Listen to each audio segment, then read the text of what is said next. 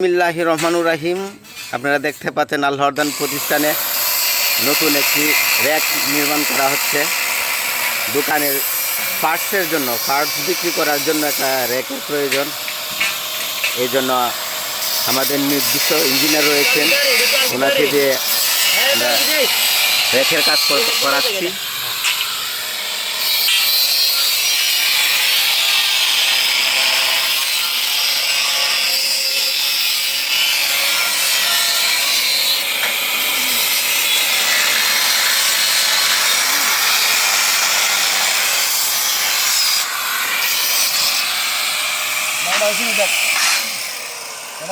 যেহেতু এই র্যাকটাতে পার্টস থাকবে, পার্টসের জন্য এটা অনেক ভারী দরকার।